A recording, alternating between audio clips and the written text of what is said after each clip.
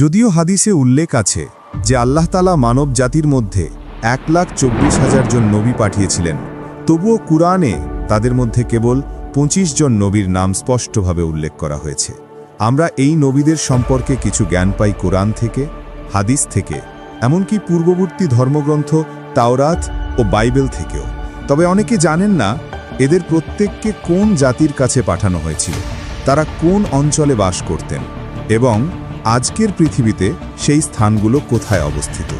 আমরা এই ভিডিওতে একটা সংক্ষিপ্ত কিন্তু জ্ঞান সমৃদ্ধ ভ্রমণে যাব, যেখানে জানব কোরআনে উল্লেখিত এই 25 জন নবী কারা ছিলেন, তারা কোথায় প্রেরিত হয়েছিলেন, আর আজকের মানচিত্রে সেই ভূমিগুলো কোথায় অবস্থিত।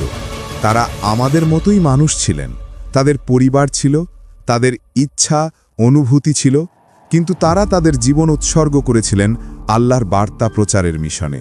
আল্লাহ তাদের সকলের প্রতি শান্তি বর্ষণ করুন। শুরু করার আগে অনুগ্রহ করে আমাদের চ্যানেলটি সাবস্ক্রাইব করুন এবং ভিডিওটি লাইক করুন, যেন আরও মানুষ এই জ্ঞান থেকে উপকৃত হতে পারেন। আদম আলাইহিসসালাম। আদম আলাইহিসসালাম মানবজাতির প্রথম মানুষ এবং প্রথম নবী। আল্লাহ তাআলার আদেশে তাকে সৃষ্টি করা হয়েছিল বিভিন্ন প্রকার মাটির সমন্বয়। ফেরেশতাগণ সেই মাটি পানির সঙ্গে মিশিয়ে আদম আলাইহিসসালামের আকৃতি তৈরি করেন। 40 বছর অপেক্ষার পর সেই কাদা শুকিয়ে শক্ত ও শুষ্ক মাটির মতো হয়ে যায়। তারপর আল্লাহর হুকুমে আদম আলাইহিসসালামের দেহে প্রাণ সঞ্চার করা হয়। এটি ঘটেছিল মুহররম মাসের 10 তারিখে, শুক্রবারের দিনে। আল্লাহ তাকে সমস্ত কিছুর জ্ঞান দান করেন। আল্লাহর আদেশে ফেরেশতাগণ আদম আলাইহিসসালামের সামনে সিজদা করেন, কিন্তু ইবলিস অহংকারে অস্বীকার করে, ফলে তাকে জান্নাত থেকে বিতাড়িত করা হয়। আদম আলাইহিসসালাম জান্নাতে সৃষ্ট হাওয়া আলাইহিসসালামকে বিয়ে করেন এবং তারা সেখানে কিছু সময় সুখে বসবাস করেন। কিন্তু তারা যখন নিষিদ্ধ বৃক্ষের ফল ভক্ষণ করেন, তখন তাদের জান্নাত থেকে পৃথিবীতে অবতরণ করা হয়।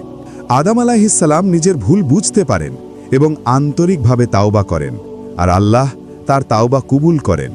আল্লাহ আদম আলাইহিসসালামকে পৃথিবীতে তার প্রতিনিধি খলিফা হিসেবে নিযুক্ত করেন। অনেক বছর হাওয়া আলাইহিসসালাম থেকে বিচ্ছিন্ন থাকার পর তারা আবার আরাফাতে মিলিত হন এবং সেখানে কাবা নির্মাণ করেন। আদম আলাইহিসসালাম নবী হিসেবে মনোনীত হন এবং তাকে আল্লাহ একটি ছোট কিতাব দান করেন, যাতে 10টি পৃষ্ঠা ছিল। তিনি মানুষকে ঈমান, ইবাদত ও জ্ঞানের শিক্ষা দিতেন। তাদের সন্তানরা নগর ও সমাজে বসবাস শুরু করে, নানা কারিগরি ও পেশায় দক্ষ হয়ে ওঠে।